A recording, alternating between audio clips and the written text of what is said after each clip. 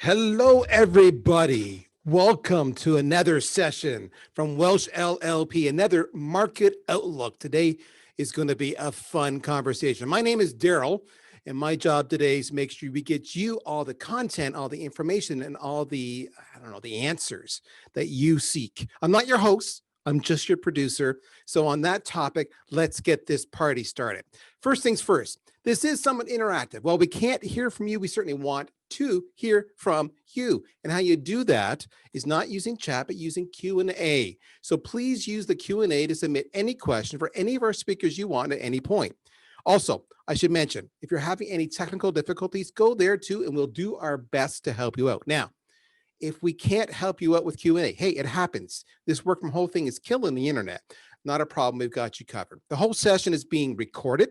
So what we shall do afterwards, in a handful of days, we're going to edit it up, make it all pretty, and we're going to send you a copy of the slides and a copy of this video recording to you, to the same email address that you use to register for this event. So if we can't resolve your technical difficulties, or you need to leave, or you want to share this with a colleague of yours, that's how you're going to get that information. So that's really kind of cool. Finally, if you like this session, because what I love about this session is how topical it is. It's like, it's now, it's happening, and it affects all the decisions we make. We'd like to do this on an ongoing basis. With that said, we also want to make sure we're producing content that resonates with you. In your chat window, we've shared a link. Would you be so kind, please, as to take that brief survey and share with us some content ideas that you would like us here at Welsh to cover? And we will factor that into our whole content calendar and honor your wishes as much as we possibly can. We thank you for that. We're most grateful. With that, I don't want to waste any more time. I want to get to our speakers, and it is an interesting collection of speakers we have here today. They're certainly experts, respectively, all in their own fields. First up, you probably know him already, Sam Safe, founder and CEO of Purpose Investments. Purpose Investments is the award-winning investment management company with over $9 billion of assets under management. Following him, Joe McDonald, Managing Director and Head of Portfolio Solutions, EMEA at Neuberger Berman. From offices in 35 cities worldwide, Neuberger Berman manages a range of equity, fixed income, private equity, and hedge fund strategies on behalf of institutions, advisors, and individual investors worldwide. Supporting the cast, no one but Portfolio Manager of Purpose Investments, Inc., and rounding out our managing partner here and today's host, Michael Birch. Mr. Birch, over to you. Good luck with the show. I'll be here if you need me.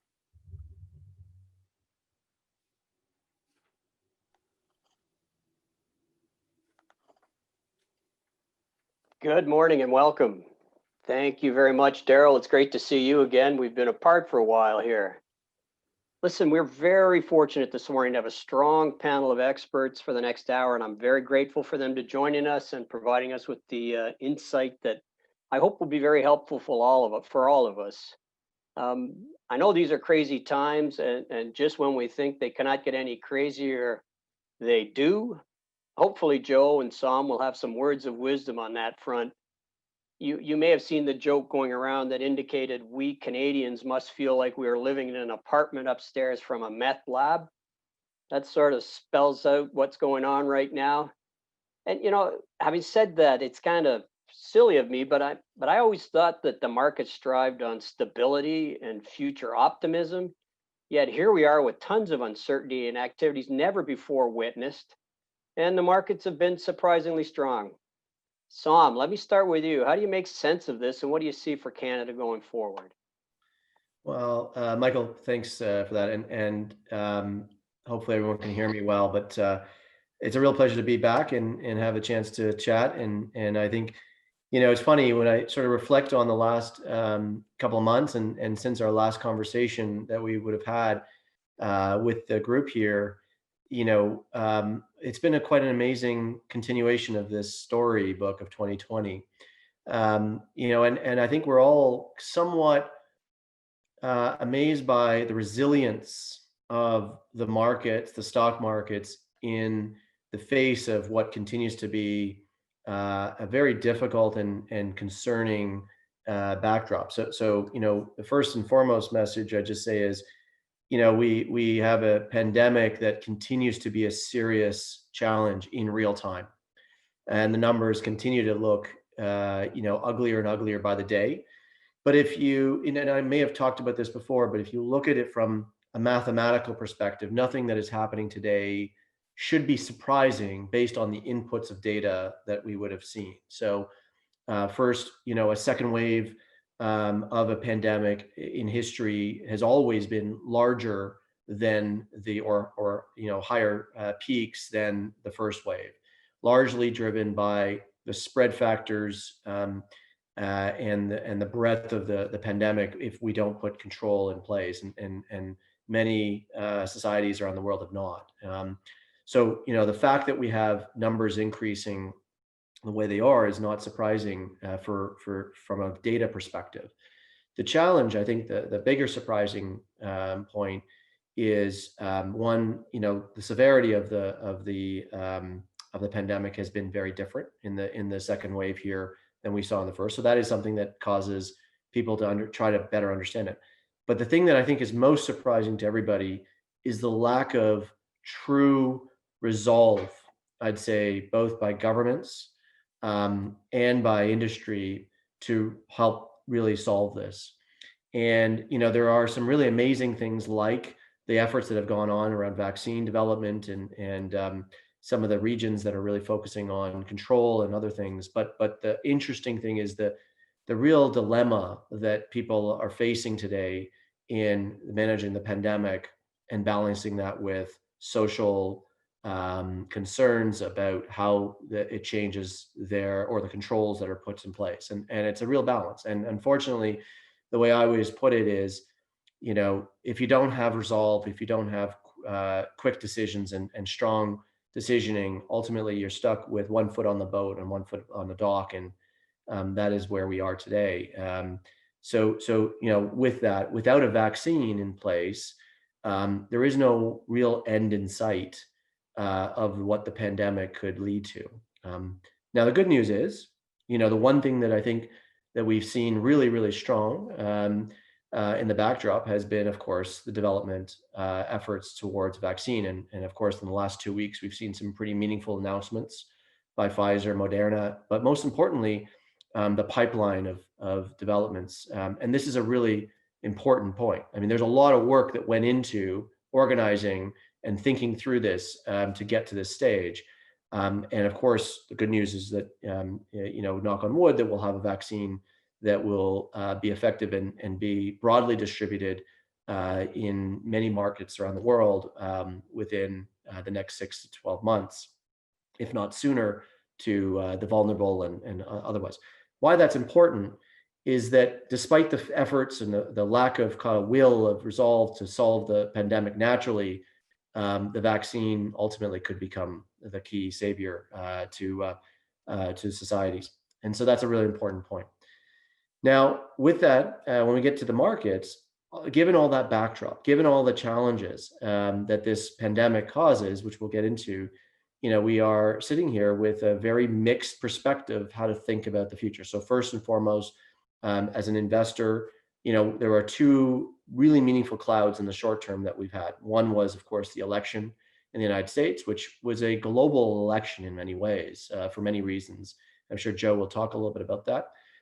It was one that not only impacted the US, but of course impacted many economies around the world and many social elements around the world. So this election mattered, and it had an impact on the principles of how the markets were going to think, the restructuring of the markets themselves, and the rebalancing of trade flows and capital flows, which we've seen a little bit of post the election. But the reality is that was one cloud. The second was, of course, the pandemic concerns of when can this end? And of course, with the development announcements of the vaccine, these two clouds have become much more clear.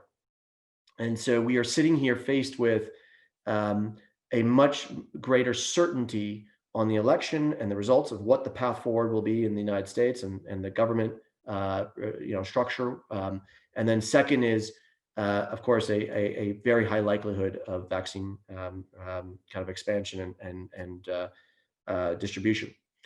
What still remains And we can't forget what still remains significantly challenging and unclear for us is the backdrop of the economy and the economic impact that we've kind of faced from this pandemic. So, of course, unemployment rates today remain recession-like. And what's really important is we've seen a shift from significant spike, of course, in unemployment that was highly in what we call temporary unemployment. So furloughs, people being temporarily laid off because their companies or their stores or the restaurants were shut down. But those employees, the assumption was that those employees would be back to work once the restaurants were opened up or once the retailer opened up. Well, there was a huge spike in unemployment, largely in temporary, but what we've seen is the temporary come down, but the permanent unemployment remain and actually increase, such that now permanent unemployment is greater than temporary unemployment. And that's a troubling sign. Now, of course, what that means is that we now have a structural unemployment issue, which is recessionary-like in level. Second, of course, is the debt levels. Not only going into the pandemic, we already have a challenge on debt levels, both at the government, corporate, and individual level. But of course, through this pandemic, the big response has led to significant increase in balance sheets by our governments to manage the response by central banks. And that is still a very challenging issue that we have to deal with. Third is economic growth. Of course, we've seen, going into the pandemic, economic growth wasn't something to, run away and dance about, but it was there. The pandemic, of course, we saw a massive gap and decline in economic activity. We've seen a recovery in some respects, but not, of course, to the levels that we were on the path for pre-pandemic. And so this concept of recovery from economic growth that is there, is still a gap, and we are not at the levels that you'd want to see. The question remains, what level of recovery are we going to see given some of the previous issues around unemployment and debt?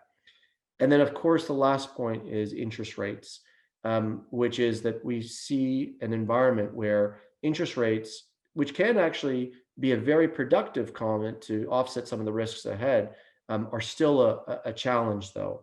And interest rates being where they are cause significant challenges to not only investors, but to many people who rely on returns and income to generate liability. So pensions and funded liabilities that are out there. And so this is a challenge that sits there in the markets today. The other component, I think, all this being said, so there are really nice elements of the markets, and there remain significant uncertainties that cause us concern. Everyone should be concerned about because they haven't been figured out. The other big real thing that is important to understand is the markets are going to be priced ultimately on what we call a new normal. Coming out of the pandemic, there will be structural changes to the economy, to society, to habits.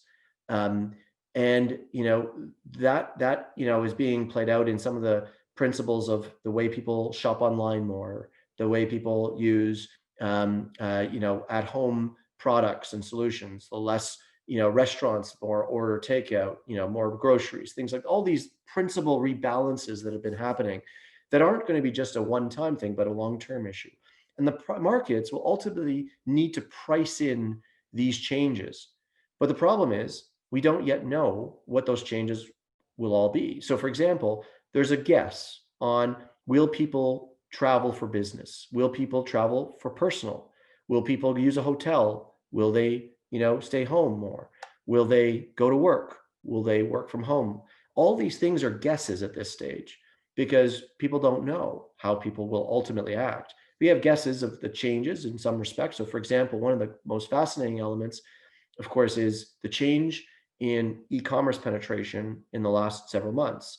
From a principal perspective, if you sort of extrapolated pre-pandemic what the e-commerce growth or the percentage of buying habits on using online, the expectation is that we would have met call it a 30% penetration of e-commerce in 2030.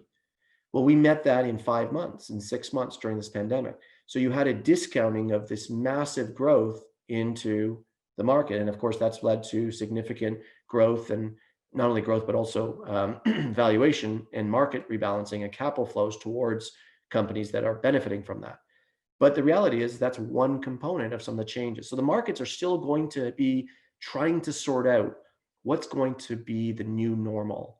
And it still hasn't got it. So anyone who thinks that they've got an answer of how it's going to be, you're one guess towards where it is. The markets are still going to figure this out. And I believe one of the great things about this is that these are opportunities, in our view, for investors to take advantage of those changes. Because when there is volatility, when there is uncertainty, it's actually the kind of place where if you do your fundamental thinking, if you actually can have a bet and a perspective, you can actually win. But the number one priority remains is to manage risk in this environment. There are going to be really great and exciting opportunities from investors' perspective, but there will also come significant risks, and we have to balance those two. And so, and the last thing I just say before I talk about just one thing about the economy is I think it's really important that we oftentimes get into this perspective that, looking backwards will give us a signal of what the future will look like. When you see a shock to the system like a pandemic, in fact, looking backwards oftentimes will not tell you much about the short-term or medium-term future. And so it's really important not to get locked into a historical view of the world and have a thesis on what the future world will look like to make the right decisions on how to invest and how to balance. So just before I pass it on to Joe, I just want to say, I also really think from a Canadian lens, this is going to be an interesting time. Of course, Canada relies so heavily on the US economy and the growth of the US economy. And there's, of course, lots of concerns, the same concerns we have here, but lots of challenges that they face on how they're going to grow and how they're going to change. But from a Canadian perspective, we also have an overarching challenge of how we're going to grow ourselves, independently of just the US out of this pandemic. We have a significant debt taken on by our governments. We have significant challenges of, the balance of our economy. We still have a significant reliance on fossil fuels, which, are going to struggle, in our opinions, to some degree coming out of this pandemic. And the reality is that Canada is going to have to rethink its economic growth model, and not just in the incremental way, but in a revolutionary way to really change its course, in our opinion. And it's something that we all have to be helpful and contributing to. So with that, I'm going to turn it over to Joe, and I'm looking forward to answering questions.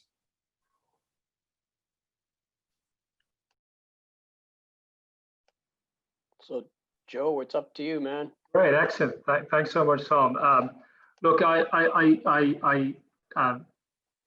totally on board with what Tom said about we don't have a previous model to go back to say how things will work out from here. We had in COVID the worst growth shock been in 80 years. And there was no previous shock like it. Having mandated economic inactivity for so long, there's just no reference point to that. If I think, so what I'm going to do is I'm going to talk about the different stages we've been through, maybe talk about what we're likely to see over the next 3 to 6 months. I do want to talk on the US election, both from what I think, I'm sitting here in London, but what I think it means for the US, but also what it means for international markets as well. And then give you a sense of what I think from a positioning perspective, I think makes most sense. But we're really in a third phase of this, and it's been a very busy year. Phase one was clearly the recognition that COVID was a global pandemic. We obviously had a significant correction over a few days in the S&P, I think peak to trough down 34%. And risk assets across the board were repriced. It was a very concerning time those few days. Not only were equities selling off, we also actually had bond markets selling off as well, until such time as we had this policy response, which was profound. And people often go back to the financial crisis and talk about how much monetary and fiscal, how strong the response was back then. Nothing compares to what we saw, both in its magnitude and its speed towards the end of March and in April as well. So that policy response created this, as we all know, this rally, which we've seen over the last 3 to 6 months, a risk, if you like, a liquidity rally, where effectively particularly in the US, we've seen markets perform very well and indeed become quite narrow. But now we've moved to this third phase, and we have this short-term volatility and concern around obviously the outcome of the US election, well, before the election, and even what we're living through now. There is obviously continued concern about a virus. I'm here sitting in London in my second lockdown. I can't leave my house for exercise, but that's about it. So it has, it's a very meaningful impact on individuals. And the second wave we're seeing not only in Europe, we're actually seeing it in Japan, we're seeing it in South Korea as well. So it is quite a worrisome effect. And of course, we do have the good news that was alluded to in relation to the vaccines. We're likely to be in a very constructive period for the markets over the next 3 to 6 months, but I totally agree with Tom's view that maybe we're in a situation which is much more difficult in the medium to long term, whether we can actually get meaningful growth coming into our economies. Can we get into a better position than we were before coming into COVID, where US and global growth was actually pretty poor. So, are all the activities that we've seen this policy response really going to help drive the real economy forward? Because there's a very real possibility that it won't. So just moving on to the next page, just talking about the US election. I'm going to state the obvious thing here. I mean, the US is incredibly divided, a very close election. I wouldn't say a fully contested election, because of course, most of what's going on now is probably going to come to nothing. But definitely, generally, political uncertainty is still there. We don't have the outcome for the Senate. It looks like a Republican Senate. I think markets responded very favorably to Biden's election, primarily because it was the absence of a blue wave. So markets like the fact that what we have here is the likelihood a very meaningful fiscal package coming through over the next couple of months, between $500 billion to $1 trillion, an extension of the CARES Act. It's not going to be more than that, which is what perhaps the Democrats wanted. But that's probably okay, because a lot of the economic data we're seeing of late is actually very constructive. So there is some momentum coming through. We have high unemployment, but it is improving. I'll talk about some of the other factors which I think are just going to help drive, at least in the short term, the markets.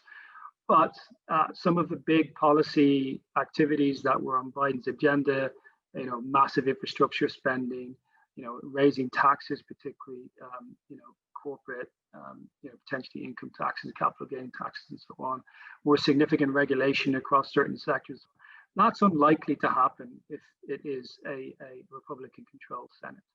So again, the markets respond quite nicely to that outcome, where you might, naturally we would think that having a split government is not necessarily a positive or constructive thing. Actually, the markets are quite happy about it. Again, there is no real common ground on other things like climate change, which is disappointing. But I could be wrong. Maybe they'll be more constructive over the next 3 or 4 years, but you wouldn't necessarily want to bet on that. So we've got some fiscal stimulus coming through, which is going to be positive. It will be a tailwind.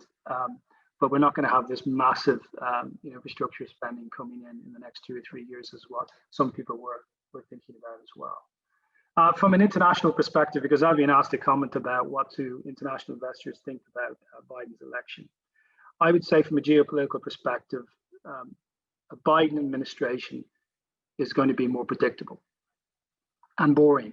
Predictable and boring is quite good from an international perspective. Biden will be supportive of international arrangements, norms. He may continue to have the same policy pretty much on China, but he's likely to look for international consensus.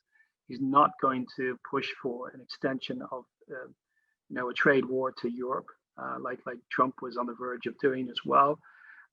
So I think generally Europe and other international markets, and certainly democracies, have been quite happy with Biden being elected as president. And there's been a lot of positive market movements, although we have to recognize that the news on the COVID vaccines, that actually there are 3 of them now, with 2 of them in the last couple of weeks. obviously had far more of a direct catalyst in markets and caused a very significant rotation, which I can talk about. But the election was definitely a positive. The vaccine, thinking about being able to kind of bookend, whether it's the third or fourth quarter, as you see here. And the bottom right, you'll see the estimate of getting at least 25 million COVID vaccines out in North America. Most people think by the second quarter. That's pretty doable. Obviously, having multiple vaccines with their own manufacturing and distribution points is also going to help in terms of getting more of the vaccine through as well. Although we're at home in a lockdown, I'm sitting in a lockdown, and obviously this reinfection is a very significant concern. What is positive and clear is that fatalities have not gone up in line, so treatments have been better as well. And we are seeing a significant recovery in the goods-driven economy. So people, yes, they have adjusted their lifestyles to be able to still consume, maybe on a remote basis, and that's been really, really positive. But ultimately, it's not the case that we're seeing a full recession. There's definitely a recession in services, a very deep recession, but not a recession necessarily on the goods side of things. So you can be kind of, there can be an argument for some positivity. Markets tend to look 12 or 18 months ahead. And if someone says, there's in 12 months from now, COVID will not be in any way an issue, markets can price that in. I think that's what we're beginning to see, obviously, over the last couple of weeks come through as well. Now, talking about beyond that point is really, I think this is really what Sam was really talking about. We are getting GDP expansion, and we're getting it. We're going to get it across the world. We're seeing it. We're going to see it in Europe. You're going to see it in Japan. Maybe more GDP expansion in those geographies than North America, and that's very positive. We've taken out the kind of bear case here because of the vaccines coming through, so we can definitely see a productive growth next year. Of course, off a lower base, and it could take upwards of 2 years to get back to the real GDP level from pre-COVID. There's still a very significant output gap. So unemployment, to the point was made, will remain somewhat sticky. And the question is, if this fiscal efforts, and there continue to have those efforts in different parts of the world, and quantitative easing, we definitely had quantitative easing for 10 years and it had zero effect on the real economy. So the fiscal side is the one that we look to be able to get inflation in the economy really coming through and being sustainable. But eventually someone has to deal with the debt that comes through COVID, and eventually taxes will have to go up and so on. So it is highly questionable that we're going to have a sustained period of high growth. So a key theme that we think about is enjoy it while it lasts over the next 6-9 months. You could get decent returns in equity markets, although I think there will be a reasonable rotation from that narrow momentum growth side of things to more broader value and income strategies or stocks. But there will be at some point, someone has to pay the piper, and there should be, a lot of concern that there may not be sufficient growth and inflation coming through, and we could be in this kind of, I hate to use the word, but Japanification period, it could last for a very, very long time, which is clearly not a good thing for long-term investors. So just looking at the next slide quickly, I'll finish if I can really on this. So how are we positioned today, and how we think investors should think? You have not been awarded much historically for international diversification. The U.S. equity market, the S&P, has done incredibly well. There's 5 stocks within that represent nearly 25% of the market cap. It is now the S&P is a growth index. If you want greater broader exposure, and there will be a rotation into value income, we think makes some sense. You could see more secular growth stocks doing better.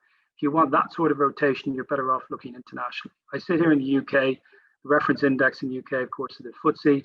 The FTSE is a value income index, and it has done nothing for 4 years, where the S&P is up 70%.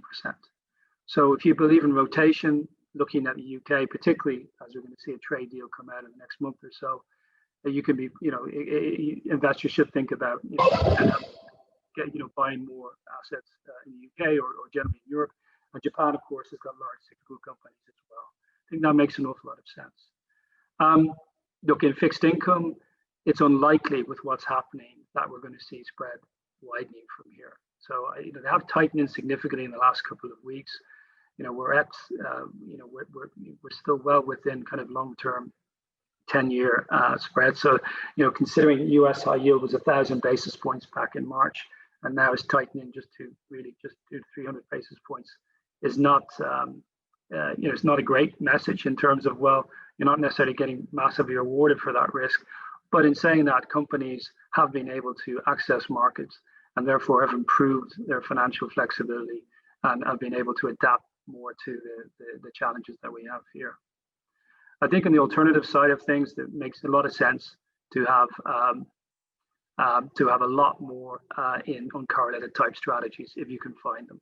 I think commodities is one area that investors don't look at. I think it makes an awful lot of sense if we have strong demand for industrial commodities in China. Obviously, maybe some more interest in gold as well as a hedge as well, thinking about currency devaluation or possible inflation spikes as well. So these are just some of those themes that I think investors can explore.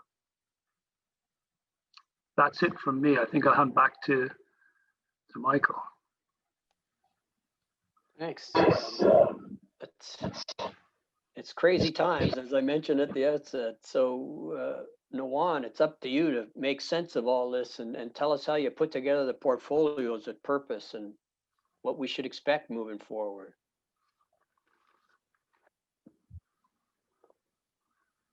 I'm going to ask you to unmute. Sorry, just 1 second. I was trying to find the unmute button there, but I think we got it all in a row. Thanks, Joe and Sam. I think all of what you have just said actually builds really nicely into the sort of presentation I have for how we build portfolios over at Purpose. To tie it all back into spread context, Purpose and Welch do have a partnership together and Harness where we do develop model portfolios for long-term investors. So I'd say primarily the first thing that we want to get across is when we are designing our portfolios, our foremost objective is to consider our client's investment journey. It's easy to get caught up in performance of short-term benchmarks, but this doesn't necessarily correspond to real-life investor goals. What we want to do is sort of focus on building long-term and resilient portfolios that is designed to provide a smooth ride through the good times and the bad. So how do we do this? In broad strokes, it's a mix of forward-looking asset allocation that Joe spoke to, Sam spoke to, and then a whole bunch of risk management on top of that to have this long-term sort of profile. I'll get into it a little bit deeper, but on the asset allocation side, touching on Joe's last slide, we take a look at a mix of equities, fixed income, and alternatives. It's a mix of all those three, and as well as developing different risk profiles for our clients as they come in to the portfolios. And then the second part, risk management, which I think Sam spoke extensively about as well, is how do you measure the factor risks of all those portfolios and provide significant diversification within the portfolio to give a smoother ride in the long term, rather than sort of focus on capitalizing or maximizing short-term performance objectives. So really our building blocks are built on drawdown prevention and value preservation, which we think in the long term equates to value creation. And then throughout the life cycle of our portfolios, we are constantly reviewing the sort of construction of these portfolios and according to market changes. So like these guys have said, the market's very different today than it was 5 years ago. And in 5 years' time, it will probably be even more different. So it's always about reviewing those portfolios, reviewing our changes, making sure that they make sense. So I'll talk about asset allocation a little bit. So traditionally, investors for many decades have used the general rule of thumb of 60-40 portfolio being the go-to balanced portfolio. This, however, has sort of come into question over the past few years, and at Purpose, we've actually put extensive thought into this. With interest rate dynamics changing on a global basis, the yield that investors look for from fixed incomes portion of their portfolios is just not supportive of balanced returns anymore. Monetary policy is now supporting near zero rates in the US and negative real rates in many European countries as well, which leaves little for income generation without taking excessive risks in the fixed income portion of the portfolio. So the way we look at this is really bringing in a third asset class as a whole. And the objective of this third asset class is to generate some sort of yield or capital generation, and also providing low correlation to the other portions of our portfolio. So this is where alternatives comes in, and it's all about, again, finding that low correlation income or capital generation. And like Joe touched on in his slide, alternatives can come in the form of commodities, they can come in the form of equity derivatives. There's really a growing asset class, and what we're, it's the low correlation that really provides the income, smooths out the ride, that we are looking for. And so the 60-40 traditional portfolio really turns into a 60-30-10 portfolio, where we take about, tactically 10 to 15% from the fixed income portion of the portfolio and apply it to alternatives. And that's how we're, developing the base of our forward-looking strategy. The second thing to talk about was risk management. If I can just switch the slides here. So risk management we do in our portfolios on multiple levels. The first level of risk management is you're really using a core satellite approach. Sorry, just one second. Yeah, the first is really using that core satellite approach in developing asset allocation to specific betas. We do this, we do this in the equity side, especially very, very strongly. And what we do is we define passive equities as the core of the portfolio, which gives us a long-term beta. And then we wrap that with risk managed active equities.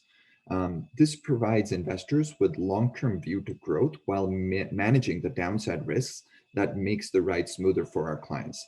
When we protect downside risks, we actually increase the long-term compounding power of investors. I think the next question we ask ourselves is what are actually active equities? How do we, take a position in these? The quick and dirty way to think about this would be, especially for our long-term portfolios, is to invest in sort of blue chip companies with solid balance sheets and strong dividend paying businesses. And what this does is it provides a lower beta exposure to our portfolio. That's also risk managed. So that when these companies go through harsh economic times, that they have stable dividend paying businesses that can sustain and don't have too much of a hit on valuations, again, providing that smoother ride that we're really looking for. And then we try and do something very, very similar on the fixed income side as well, where the tricky part about fixed income is, or passive fixed income is, that the highest sensitivity factor of passive fixed income is actually controlled by a group of economists. Monetary policy set by appointed officials can shock fixed income portfolios. So what we try and do is focus on what we can control. And that essentially is fundamental analysis of our credit. And our partners over at Neuberger Berman, as well as our in-house team, are absolute experts in doing this, in picking world-class credits that can provide long-term returns and insulate the fixed income portion of the portfolio from exogenous shocks, that are, again, I say, controlled by a fixed group of people. In addition, what we're trying to do is, because we're trying to layer in multiple portions of risk management into our portfolio, we're trying, geographic diversification becomes very important. So not just being exposed to a single set of geographies such as the US or Canada. We always try and incorporate international as well as emerging market parts or emerging markets, especially in the equity portion of our portfolios. And then on a security specific basis as well, all of our active equity funds actually screen every single security that goes into the portfolio for long-term quality metrics. So do they have strong balance sheets? Do they have sustainable income generation? Can they sustain large drawdown events? These are all things that sort of come together to build the portfolio itself. And then going back one level top, we make sure we geographically diversify the portfolio.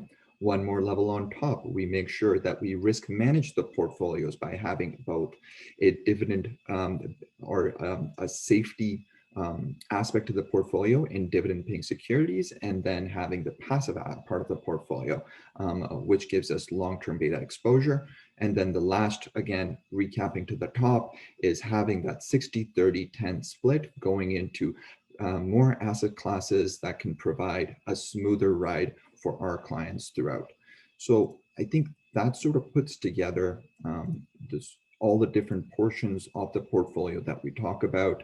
Our main objective, again, is to provide a smoother path, really providing downside protection and providing capital preservation, because we think in the long term, it's really the path that the investor takes that really, and that is in line with the goals that they have for their long-term investment solutions, that defines the happiness of our investors when it comes to their satisfaction with their investments and long-term goals.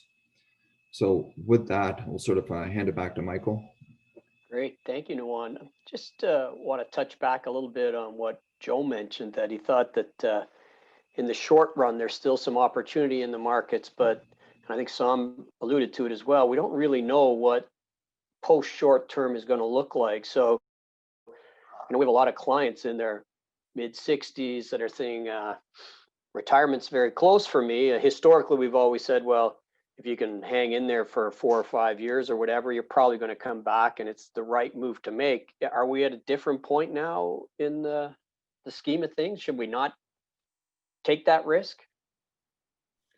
Well, I think, look, I mean, I'd start and just say, I think that for investors right now, there are, I talked about not getting caught into backwards looking models to kind of outline your future.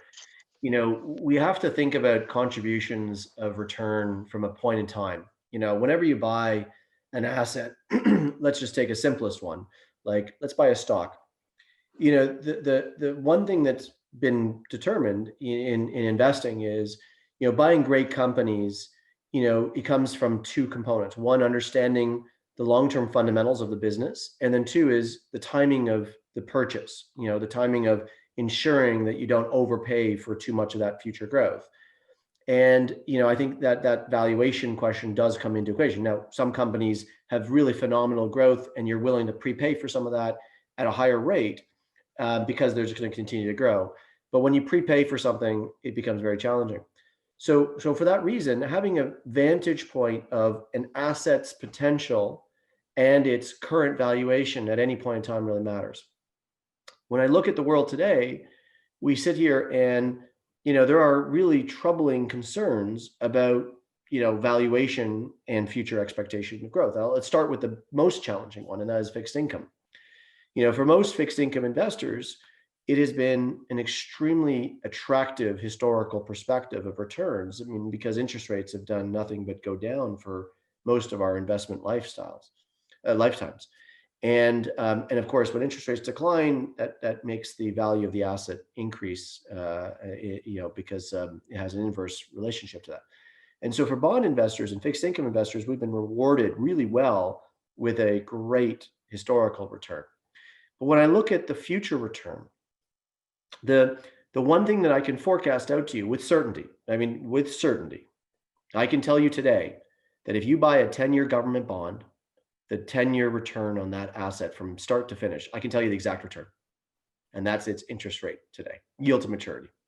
So for that reason, there is a really clear understanding of what the return expectation of a bond is, because there's a bargain that's very clear. It's interest rates and yield to maturity over the term that you hold it. And when I buy a government bond today in Canada or the US, for 10 years, my expected return, gross return, is sub 1%. So this is a really difficult thing for investors to swallow, as you can imagine, because, if I'm going to make 1%, if I buy it today and hold it for 10 full years, I'm going to make 1% per year. I'm not going to keep up with inflation. I'm going to, in fact, lose money relative to my fair value on a real value basis. And most importantly, I'm not going to meet what is my obligations and liabilities in my life. So from a retirement perspective, if I need to make 3, 4, 5% on my portfolio to make my income streams, I'm not going to meet that. So this is, I think, really fundamental to Nawan's comment, which was you can't think about the portfolio the same way you have in the past. And so this is, by the way, no different if I start to go into, bonds is the easiest way to articulate this. But when you get into things like stocks, maybe growth-oriented stocks, like if I'm buying Shopify, great company, wonderful business. I love the company. I admire them so much. But when I'm buying them for 40 times the future revenue, I have to ask the question, can they return their fundamental growth to outperform the market's expectations of that future valuation? And so those are the things you have to think about. It's not a question of whether Shopify is a great company or not. It's a question of, is it going to be able to grow at the rate of change to offset that valuation? And guess what? The answer may be yes. And it may still be a good buy. But very seldom, if I did that for 10 companies, I'm going to get the answer that's the answer on average is no. So these are the things that matter in stock investing and asset investing at this time. And we've always had these things, but it's very blatant today on the fixed income side. And that's probably the most troubling asset right now for most investors and retirees to think about. So if people decide to get a little bit more conservative at this stage, does that mean companies like Shopify are going to not perform as well, because people will look at that and say, I'd rather buy the present than the future? No, I think you have to balance this with risk of growth. So the reason why Shopify and other like companies are trading where they are is because the fundamentals of their business model have changed quite dramatically. I mean, everyone's going from offline to online, and Shopify is in the business of providing that. And they're growing, I mean, frankly, at an annual clip of over 100% year over year on revenues.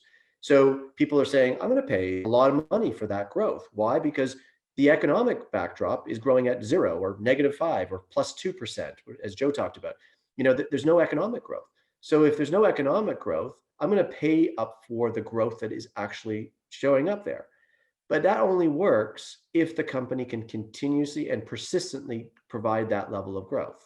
So as I said, it doesn't mean that there are bets like that, but people will pay for growth in the absence of broad growth. And that's what we've been seeing for some time now. And we saw it accelerate in the pandemic period because, of course, growth became more challenging and actually was negative in many segments of economies and companies. But we also saw a discounting of significant future growth from 10 years out to today for many businesses and segments like the ones that Shopify operates in. So I say that in the sense that when you're building and constructing a portfolio, though, you need to understand these assets and the timing of those assets on a go-forward basis when building expected returns and portfolio construction. And when you're doing that, what do you consider as short-term and what do you consider as long-term? So look, I mean, I think you have to have a lens of today's perspective of markets and assets and values. But why I say this is that the difference of short-term and long-term oftentimes is betting versus investing. Short-term can be bets. Like, for example, Joe might say that, you know what, today we're going to make a bet on long-term bonds. We're going to buy the 30-year bond market, even though that the bond market is really expensive and priced at a very unattractive yield. There may be a value in buying that for risk management, because if we go back into another challenge in the economic situation, if there's a flight to quality, then people will gravitate towards long bonds and interest rates will decline. Central banks might go into lower interest rates again, and therefore the bond will actually perform well. But that is a bet. That's not a long-term bet. That's a short-term bet. And in fact, if Joe was pushed, I'd say, would you buy a 30-year bond for a 20-year investor? And the answer would probably be downright goddamn no, because I could outperform that with many different assets over 20 years than that 1% return that I'm going to make annualized from the 30-year bond. So this is the angle that you have to think about. So I'll pass it to Joe to answer. I just say, look, I think it's very difficult to say this. I was a pension fund manager for many years for Shell and IBM, and the worst possible point to make to the CFO of those companies was to say, you have these large pension funds, but the expected return on your assets is going down. We've never been at this point before. This is not where you want to start, where yields are where they are. So, the crisis on the bond side is a big problem. A third of all investment grade bonds in the world have negative yields. That's not going to change anytime soon. We have a zero rate policy globally in developed markets the next 3 to 5 years probably. So we have a very, very significant challenge. So that, what can investors do? So how do I get to an expected return which is reasonable? You have to look at equity markets. You have to look at, maybe I'm overpaying for some growth in certain markets. As I mentioned, that one example of the FTSE trades at a forward PE of like 13, 14, the US is 24. Diversifying across those different factors in different markets makes a lot of sense as well. Looking for quality, but looking for quality across a range of sectors, and get away from, rebalance your portfolio away from just, too much stock concentration risk, which is never a good thing. At least it hasn't been historically. Beyond that, the truth is, I'm an active manager, and Sam's an active manager, and so on. You didn't need active management for the last 20 years. Any mix of bonds and equities pretty much got you 8 to 10%. So active managers who looking for excess return, maybe add 100, 150, 200 basis points of excess return. Not that important in the greater scheme of things. This is why index passive management was successful, because rates were dropping consistently from 1990 to 2000, 2010, and so on. It helped with the beta, if you like, play. Now that active manager, if he can move assets actively across different asset classes, within asset classes, could add that excess return, which would be very important on a relative basis to pensioners who essentially have to deal with lower expected returns from principal asset classes. So that's very important. And I think, the other thing is that on the fixed income side of things, maybe there is a necessity for investors to think outside, looking at more progressive markets, which maybe offer a decent yield. So, for example, not necessarily a popular thing to say, but China bonds. China bonds has a decent yield, an investment grade market. It performed incredibly well in the first quarter of this year, very well supported by institutional investors as well. So being more expansive in your asset allocation would be great. Getting more from active management would be great. But you got to deal with the reality that this, if you stopped in your car and you were lost and you run down the window and say, how do I get to where I need to? The guy would basically say to you, well, don't start from here. It's difficult. Yep. And so I don't know where I was reading this, but because the fixed income is so low and the bond markets are so low, that perhaps the stocks are all overvalued because money's forced to go over there. Is that, and can we somehow figure out what that overvaluation is, or play that a little bit?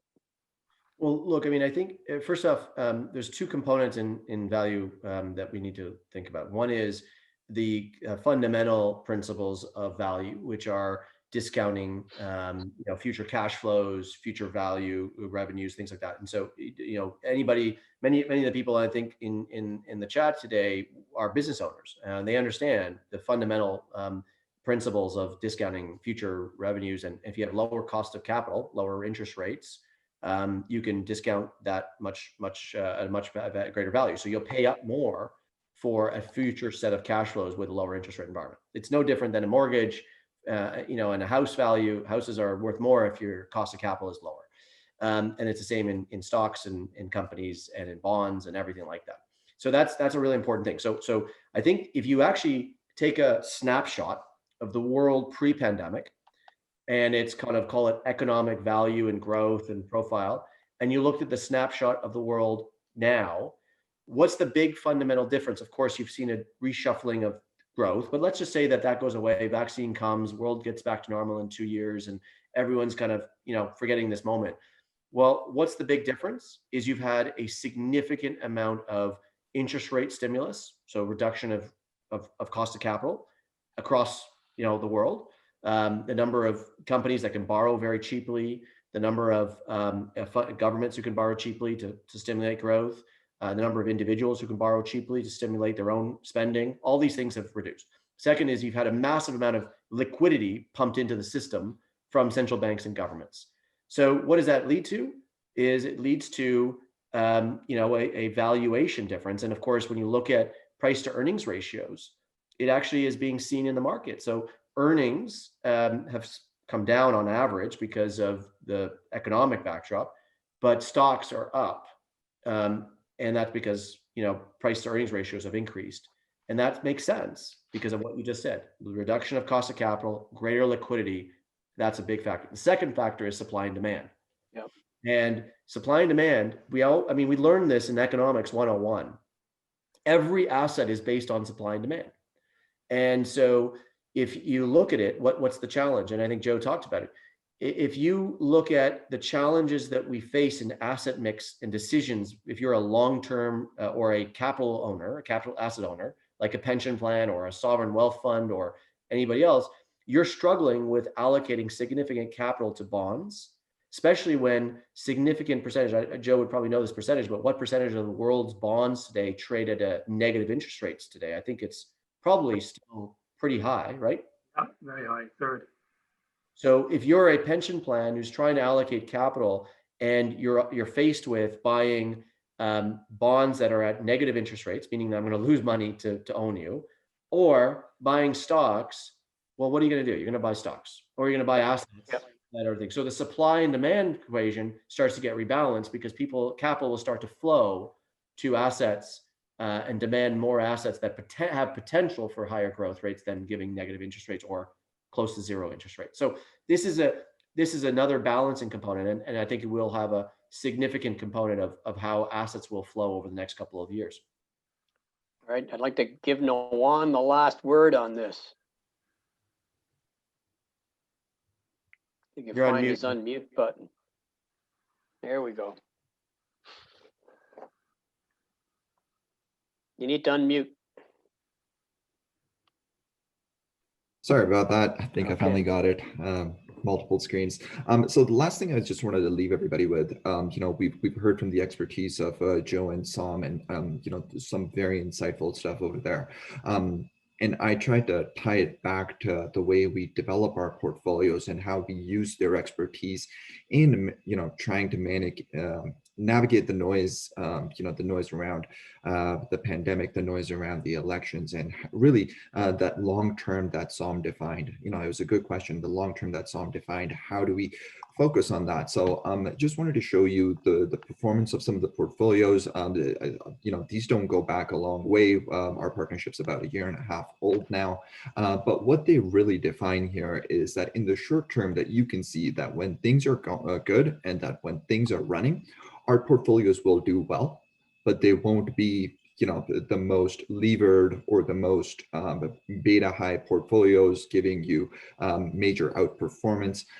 But what the portfolios are designed to do is protect value when things go bad or when things turn. So in the highlighted column there, you'll sort of see that when the peak of the market sort of hit in the middle of February, and after that it was a massive 30% drawdown, 35% drawdown for much of the market. From there, when we start taking a look at these portfolios, the value add really starts to show.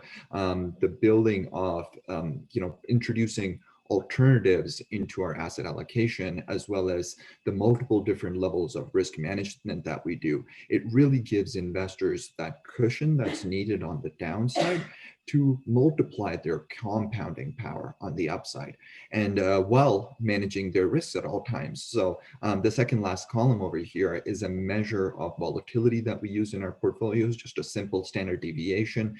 And as you can see, most of these portfolios, especially down the middle, the proportionate portfolio, we've been able to cut out a lot of the noise. We've been able to cut out a lot of the volatility and maintain a better risk-adjusted return for these portfolios with the different things that we're applying, with all the expertise of our active managers and of the multiple layers of risk management that we're doing. And I just wanted to touch on that before we leave it here. All right, that's great. You know what? I think we're almost out of time, or maybe we are out of time. I want to thank you guys for this. This has been very educational. I know that there's a couple of questions there we didn't get to, but we will follow up with you and we'll get some answers to you. Michael, I tried to answer a couple of the questions in there. Oh, super. Talking there, so. Excellent. And I think we'll go back to Daryl to wrap it up. Is that the process, Daryl? That is the process. All right, thank you. Thanks, guys. I want to give a big thanks to Michael, to Joe, to Sam, to Nanawan, and a couple more things in the chat. If you didn't do it already, we had a link to a survey we'd like you to take, if possible, on future content ideas to serve you better. Also, we got some links to all of our, to Sam and Joe and to Welsh and all the companies you've seen here today. So hopefully you get some value out of that. As a final thought, I want to end it all here. I want to remind you that if you like today's session, then there's 7 more reasons you may want to consider our Family Wealth Advisory. And again, in the chat, you'll see a link to learn more. We're glad you joined us today. We had fun. We do this all the time. As a reminder, if you join late, we will be sending you a copy of this in the next couple of days. You get the slides, you get the presentation. I would suggest you reach out to all of these individuals privately and follow them on social media, get their takes, because if you like today, there's a lot more there. My name is Daryl. I'm here making sure you get what you need to know to succeed. We wish you much success, folks. We'll talk to you soon. Take care. Bye-bye. Thank you, everybody. See you guys. Thanks a lot. Bye-bye. Bye for now.